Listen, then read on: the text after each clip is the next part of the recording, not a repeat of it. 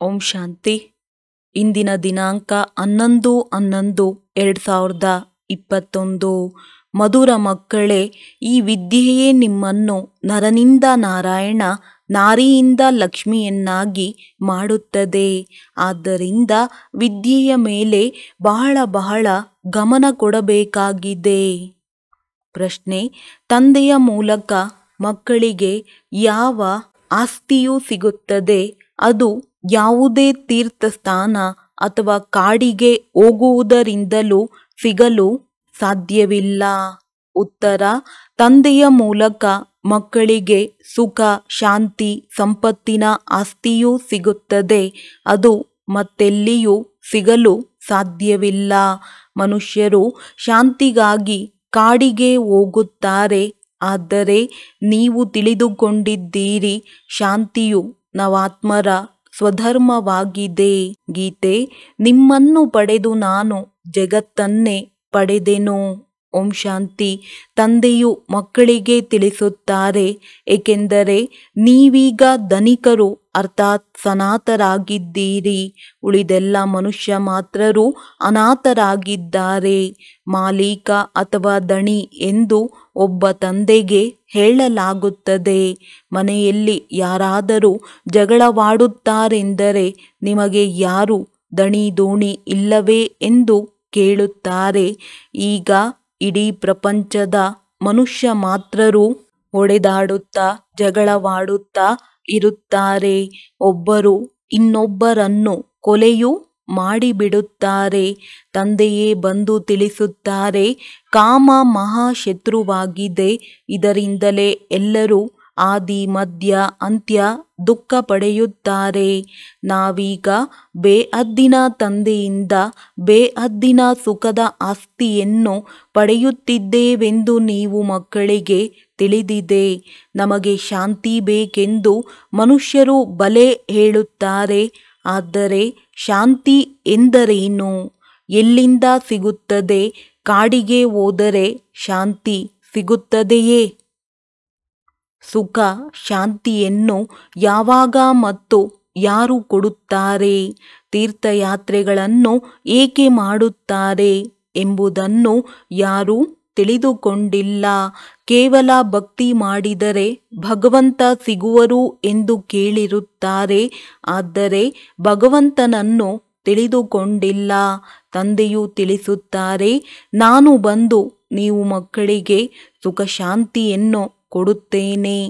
ಈಗ ಸುಖ ಶಾಂತಿ ಸಂಪತ್ತು ಯಾರ ಬಳಿಯೂ ಇಲ್ಲ. ಅದನ್ನು ಕೊಡುವವರನ್ನು ಸಹ ಯಾರೂ ತಿಳಿದುಕೊಂಡಿಲ್ಲ. ತಂದೆಯು ಬಂದು ತಿಳಿಸುತ್ತಾರೆ, ದುಃಖಹರ್ತ ಸುಖಕರ್ತನೆಂದು ನೀವು ಆಡುತ್ತೀರಿ. ಗಾಂಧೀಜಿಯೂ ಸಹ ಏ ಪತಿತ ಪಾವನ ಬಂದು ಪಾವನ ಮಾಡಿ ಎಂದು ಕರೆಯುತ್ತಿದ್ದರು. ಪತಿತ ಪಾವನ ಸೀತಾರಾಮ ಎಂದು ಆಡುತ್ತಾರೆ. ಆದರೆ ಅರ್ಥವನ್ನು ತಿಳಿದುಕೊಂಡಿಲ್ಲ. ಭಕ್ತಿಯನ್ನೇಕೆ ಮಾಡುತ್ತಾರೆ? ಅದರಿಂದ ಏನು ಸಿಗುವುದು ಏನೂ ಗೊತ್ತಿಲ್ಲ. ಭಕ್ತಿ ಮಾಡುವುದೂ ಸಹ ಡ್ರಾಮಾದಲ್ಲಿ ನಿಗದಿತವಾಗಿದೆ. ದ್ವಾಪರದಿಂದ ರಾವಣ ರಾಜ್ಯವು ಆರಂಭವಾಗುತ್ತದೆ.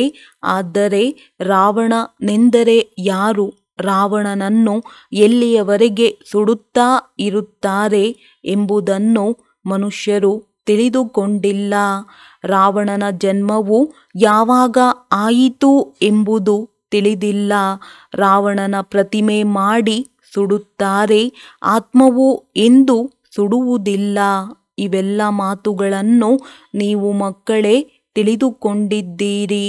ಇಂದಿಗೆ 5000 ವರ್ಷಗಳ ಮೊದಲು ಭಾರತವು ಸ್ವರ್ಗವಾಗಿತ್ತು. ಈ ಲಕ್ಷ್ಮೀ ನಾರಾಯಣರಿಗೆ ಭಗವಾನ್ ಭಗವತಿ ಎಂದು ಹೇಳುತ್ತಾರೆ. ನಂತರ ತ್ರೇತಾಯುಗದಲ್ಲಿ ರಾಮನ ರಾಜ್ಯವಿತ್ತು. ಅವರಿಗೆ ಈ ರಾಜ್ಯವು ಹೇಗೆ ಸಿಕ್ಕಿತು? ನಂತರ ಆ ರಾಜ್ಯವು ಎಲ್ಲಿ ಹೋಯಿತು ಎಂಬುದು ಯಾರಿಗೂ ಗೊತ್ತಿಲ್ಲ. ಅರ್ಥಾತ್ ರಚನೆಯ ಆದಿ ಮಧ್ಯ ಅಂತ್ಯವನ್ನು ಯಾರೂ ತಿಳಿದುಕೊಂಡಿಲ್ಲ. ನೀವು ಈ ಜ್ಞಾನದಿಂದ ಸ್ವರ್ಗದ ಮಾಲೀಕರಾಗುತ್ತೀರಿ. ಶಾಲೆಯಲ್ಲಿ ವಿದ್ಯೆಯಿಂದ ಯಾರಾದರೂ ವಕೀಲರು, ನ್ಯಾಯಾಧೀಶರಾಗಬಹುದೇ ಹೊರತು ಲಕ್ಷ್ಮೀ ನಾರಾಯಣರಾಗುವುದಿಲ್ಲ. ಅಂದ ಮೇಲೆ ಈ ದೇವಿ ದೇವತೆಗಳು ಯಾವ ವಿದ್ಯೆಯಿಂದ ಇಂತಹ ಪದವಿ ಪಡೆದರು ಎಂಬುದು ಯಾರಿಗೂ ತಿಳಿದಿಲ್ಲ. ಭಗವಾನುವಾಚ, ನಾನು ನಿಮಗೆ ರಾಜಯೋಗವನ್ನು ಕಲಿಸುತ್ತೇನೆ. ನಾನು ನಿಮ್ಮನ್ನು ಈ ರೀತಿ ಮಾಡುತ್ತೇನೆಂದು ಹೇಳುವವರು ಮತ್ಯಾರೂ ಇಲ್ಲ. ನೀವು ಮಕ್ಕಳಿಗೆ ತಿಳಿದಿದೆ, ಈ ಲಕ್ಷ್ಮೀ ನಾರಾಯಣರ ರಾಜಧಾನಿಯು ಈ ವಿದ್ಯೆಯಿಂದಲೇ ಸ್ಥಾಪನೆಯಾಗಿದೆ. ಪ್ರಪಂಚದವರಿಗೆ ಈ ಮಾತುಗಳು ಗೊತ್ತಿಲ್ಲ. ಸತ್ಯಯುಗಕ್ಕೆ ಲಕ್ಷಾಂತರ ವರ್ಷಗಳೆಂದು ಹೇಳುತ್ತಾರೆ. ಅಂದ ಮೇಲೆ ಲಕ್ಷ್ಮೀ ನಾರಾಯಣರು ಎಲ್ಲಿ ಹೋದರು ಎಂಬುದು ಅವರಿಗೇನು ಗೊತ್ತಿದೆ? ಭಾರತದಲ್ಲಿಯೇ ಲಕ್ಷ್ಮೀ ನಾರಾಯಣರ ಬಹಳ ಚಿತ್ರಗಳಿವೆ, ಅನೇಕ ಮಂದಿರಗಳಾಗಿವೆ. ಇದನ್ನು ನೋಡುತ್ತಿದ್ದಾರೆ. ಇವರಿಂದ ನಮಗೆ ಧನ ಸಿಗುವುದು ಎಂದು ತಿಳಿದುಕೊಳ್ಳುತ್ತಾರೆ. ಮಹಾಲಕ್ಷ್ಮಿಯನ್ನು ಪ್ರತಿ ದೀಪಾವಳಿ ಎಂದು ಧನ ಕೇಳುತ್ತಾರೆ. ಆದರೆ ಜೊತೆಯಲ್ಲಿ ಅವಶ್ಯವಾಗಿ ನಾರಾಯಣನು ಇರುವರು. ದೀಪಾವಳಿ ಎಂದು ಪೂಜೆ ಮಾಡುತ್ತಾರೆ. ನಂತರ ಅವರ ಅಲ್ಪಕಾಲದ ಸುಖದ ಭಾವನೆಯು ಈಡೇರುತ್ತದೆ ಎಂದರೆ ಲಕ್ಷ್ಮಿಯಿಂದ ಧನ ಸಿಗುತ್ತದೆ ಎಂದು ತಿಳಿಯುತ್ತಾರೆ. ವಾಸ್ತವದಲ್ಲಿ ಲಕ್ಷ್ಮೀ ನಾರಾಯಣ ಇಬ್ಬರೂ ಇದ್ದಾರೆ. ಲಕ್ಷ್ಮಿ ಮಹಾಲಕ್ಷ್ಮಿ ಬೇರೆ ಬೇರೆಯಲ್ಲ. ಈ ಮಾತುಗಳನ್ನು ಮನುಷ್ಯರು ತಿಳಿದುಕೊಂಡಿಲ್ಲ.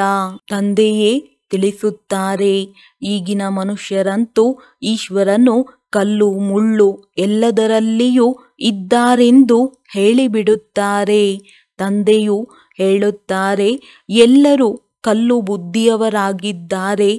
ಪಾರಸ ಬುದ್ಧಿಯವರು ಸತ್ಯಯುಗದಲ್ಲಿರುತ್ತಾರೆ. ಲಕ್ಷ್ಮೀ ನಾರಾಯಣರ ರಾಜ್ಯವಿದ್ದಾಗ ವಜ್ರ ವೈಡೂರ್ಯಗಳ ಮೆಹಲುಗಳಿತ್ತು. ಇದು 5000 ವರ್ಷಗಳ ಮಾತಾಗಿದೆ. ಶಾಸ್ತ್ರಗಳಲ್ಲಿ ಕಲ್ಪದ ಆಯಸ್ಸನ್ನು ಲಕ್ಷಾಂತರ ವರ್ಷಗಳೆಂದು ಬರೆದಿದ್ದಾರೆ. ತಂದೆಯು ಹೇಳುತ್ತಾರೆ, ಈ ಭಕ್ತಿ ಮಾರ್ಗದಿಂದ ಏಣಿಯನ್ನು ಕೆಳಗಿಳಿಯಬೇಕಾಗುತ್ತದೆ. ಡ್ರಾಮಾ ಅನುಸಾರ ಯಾವಾಗ ದುರ್ಗತಿಯನ್ನು ಹೊಂದುವರೋ ಆಗ ನಾನು ಬಂದು ಪುನಃ ಹೊಸ ಪ್ರಪಂಚವನ್ನಾಗಿ ಮಾಡುವೆನು.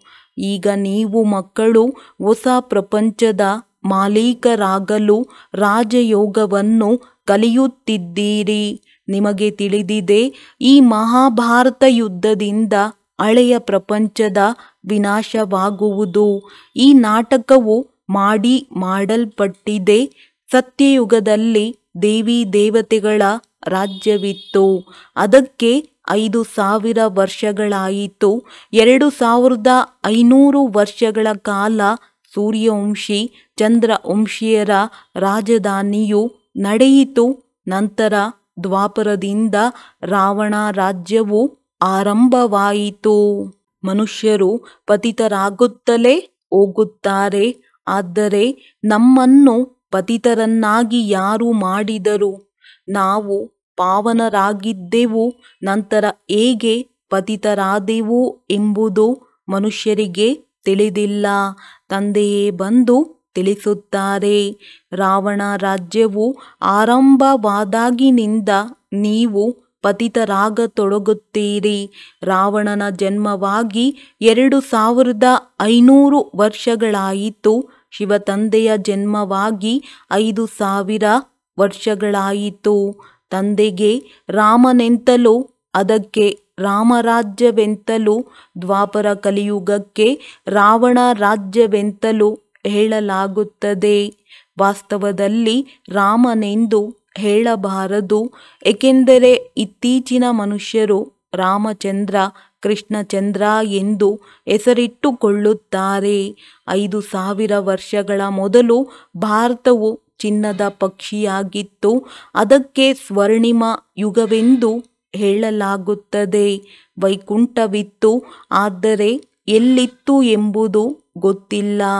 ಆತ್ಮವೆಂದರೇನು, ಪರಮಾತ್ಮ ಯಾರು, ಸೃಷ್ಟಿ ಚಕ್ರವೆಂದರೇನು ಎಂಬುದನ್ನು ತಿಳಿದುಕೊಂಡಿಲ್ಲ.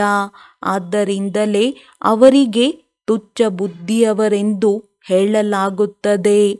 ಋಷಿಮುನಿಗಳು ಸಹ ರಚಯಿತ ಮತ್ತು ರಚನೆಯ ಆದಿ ಮಧ್ಯ ಅಂತ್ಯವನ್ನು ತಿಳಿದುಕೊಂಡಿಲ್ಲ.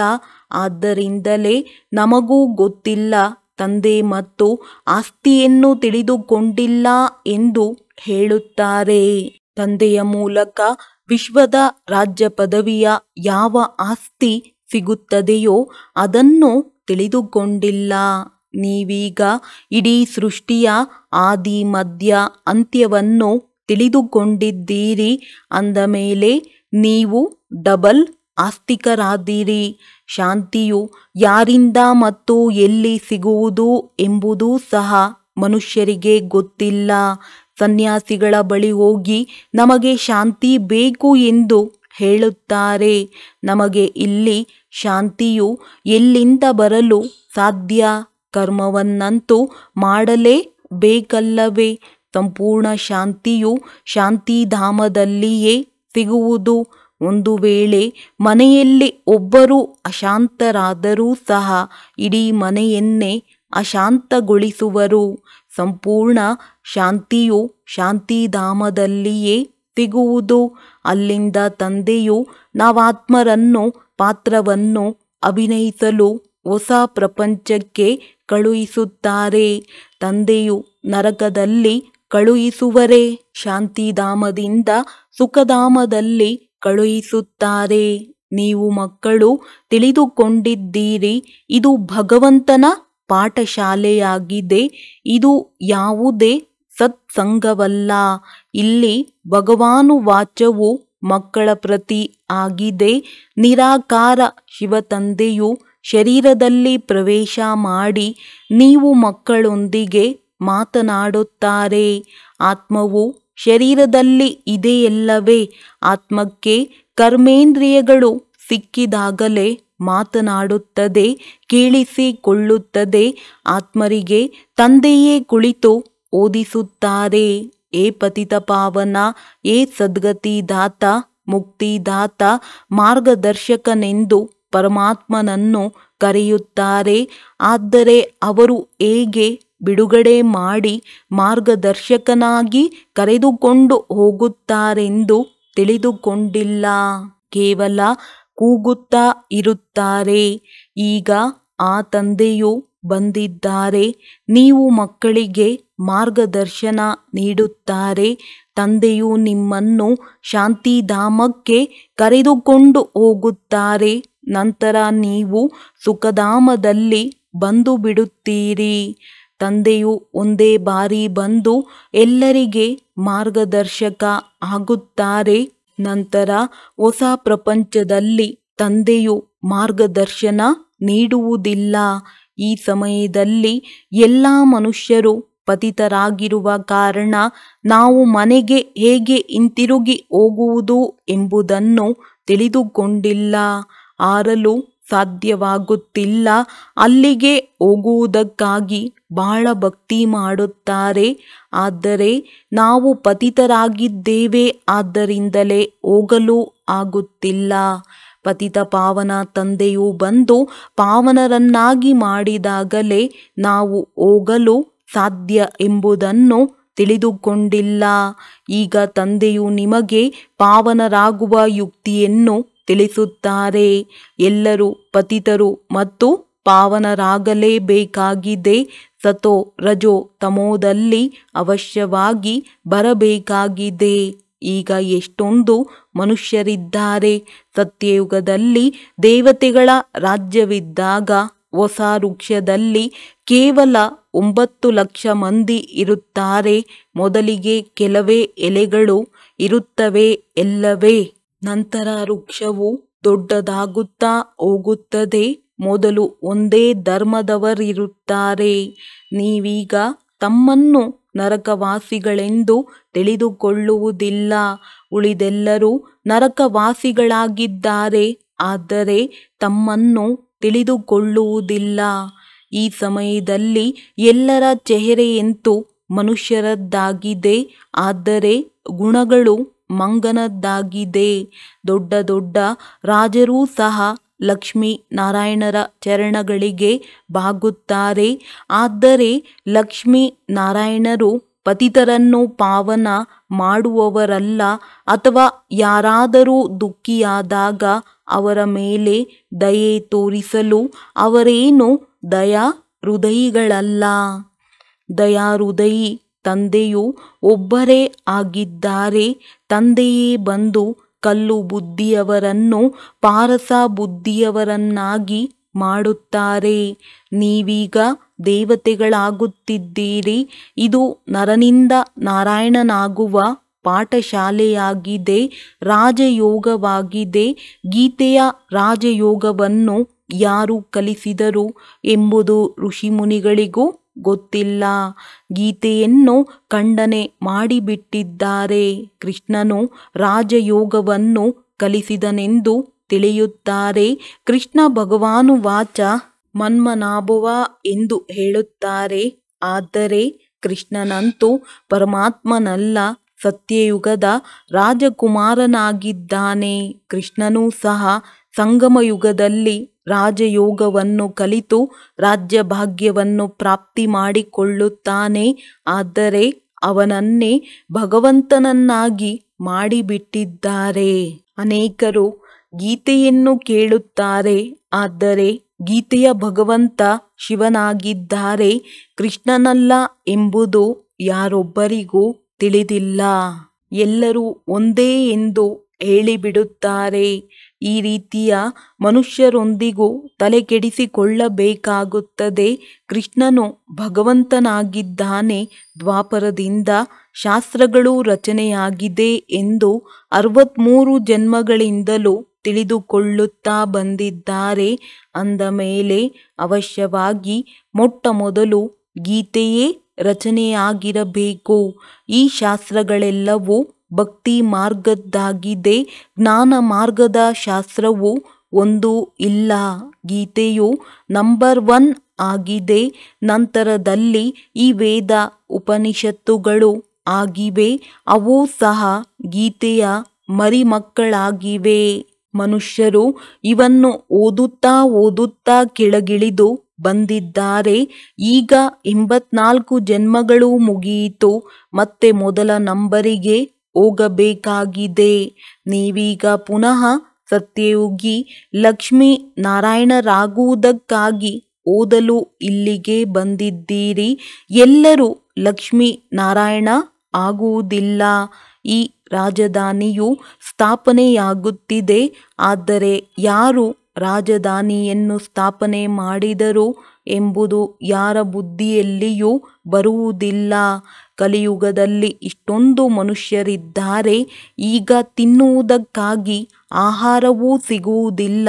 ನಂತರ ಸತ್ಯಯುಗದಲ್ಲಿ ಕೇವಲ ಲಕ್ಷ್ಮೀ ನಾರಾಯಣರ ರಾಜಧಾನಿ ಇರುವುದು. ಇಲ್ಲಿ ನೋಡಿ ಎಷ್ಟೊಂದು ಧರ್ಮಗಳಿವೆ. ಸನ್ಮುಖದಲ್ಲಿ ಮಹಾಭಾರಿ ಮಹಾಭಾರತ ಯುದ್ಧವೂ ನಿಂತಿದೆ. ಆದರೂ ಮನುಷ್ಯರ ಕಣ್ಣುಗಳು ತೆರೆಯುತ್ತಿಲ್ಲ. ಈ ಮಹಾಭಾರಿ ಯುದ್ಧವು ಕಲ್ಪದ ಮೊದಲೂ ಆಗಿತ್ತು. ಅದರ ನಂತರ ಏನಾಯಿತು ಎಂಬುದನ್ನು ತಿಳಿದುಕೊಂಡಿಲ್ಲ. ಇವೆಲ್ಲ ಮಾತುಗಳನ್ನು ನೀವು ಬ್ರಾಹ್ಮಣಿಯರೇ ತಿಳಿದುಕೊಂಡಿದ್ದೀರಿ. ನಿಮ್ಮನ್ನು ತಂದೆಯು ಬ್ರಹ್ಮರವರ ಮೂಲಕ ದತ್ತು ಮಾಡಿಕೊಂಡಿದ್ದಾರೆ. ಭಗವಂತನು ನಿಮಗೆ ಓದಿಸಿ ಈ ಲಕ್ಷ್ಮೀ ನಾರಾಯಣರನ್ನಾಗಿ ಮಾಡುತ್ತಾರೆ. ಅಂದ ಮೇಲೆ ಚೆನ್ನಾಗಿ ಓದಬೇಕಾಗಿದೆ. ಕೇವಲ ತಂದೆ ಮತ್ತು ಹೊಸ ಪ್ರಪಂಚವನ್ನು ನೆನಪು ಮಾಡಿರಿ. ಆಗ ನೀವು ಹೊಸ ಪ್ರಪಂಚದಲ್ಲಿ ಹೊರಟು ಹೋಗುವಿರಿ. ಒಂದು ವೇಳೆ ಚೆನ್ನಾಗಿ ಓದಿಸಿದ್ದೇ ಆದರೆ ರಾಜರಾಣಿಯರಾಗಬಹುದು. ಯಾರೆಷ್ಟು ಆತ್ಮಿಕ ಸೇವೆ ಮಾಡುವರೋ ಅಷ್ಟು ಪಡೆಯುವರು. ನೀವು ಆತ್ಮಿಕ ಸಮಾಜ ಸೇವಕರಾಗಿದ್ದೀರಿ. ಇಡೀ ಪ್ರಪಂಚದವರು ದೈಹಿಕ ಸಮಾಜ ಸೇವಕರಾಗಿದ್ದಾರೆ. ನೀವಾತ್ಮರಿಗೆ ತಂದೆಯು ಪ್ರತಿನಿತ್ಯವೂ ಜ್ಞಾನವನ್ನು ತಿಳಿಸುತ್ತಾರೆ. ಆತ್ಮರ ಸೇವೆ ಮಾಡುತ್ತಾರಲ್ಲವೇ, ಇದಕ್ಕೆ ಆತ್ಮರ ಸೇವೆ ಎಂದು ಹೇಳಲಾಗುತ್ತದೆ. ಇದನ್ನು ಆತ್ಮಿಕ ತಂದೆಯೇ ಕಲಿಸುತ್ತಾರೆ. ಇದು ಮನುಷ್ಯರನ್ನು ದೇವತೆಗಳನ್ನಾಗಿ ಮಾಡುವ ಪಾಠಶಾಲೆಯಾಗಿದೆ.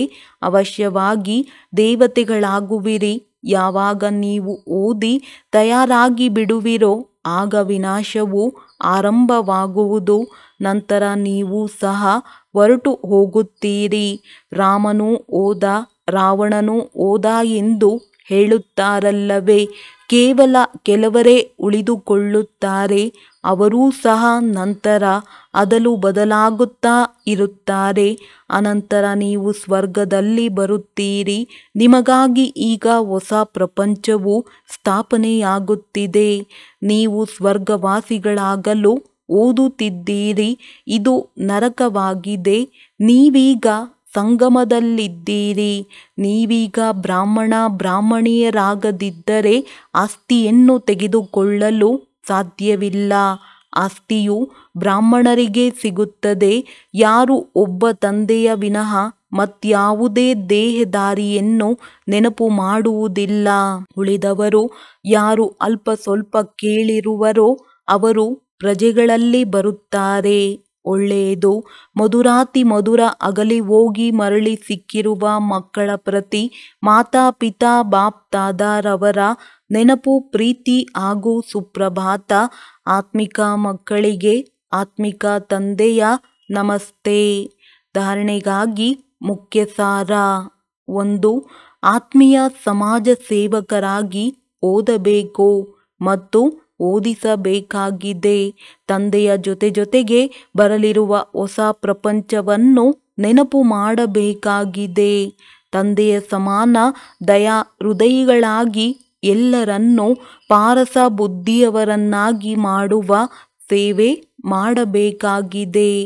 ವರದಾನ: ಸಾಧನಗಳನ್ನು ಉಪಯೋಗಿಸುತ್ತಾ ಸಾಧನವನ್ನೇ ತಮ್ಮ ಆಧಾರವನ್ನಾಗಿ ಮಾಡಿಕೊಳ್ಳುವಂತಹ ಸಿದ್ಧಿ ಸ್ವರೂಪ ಭವ.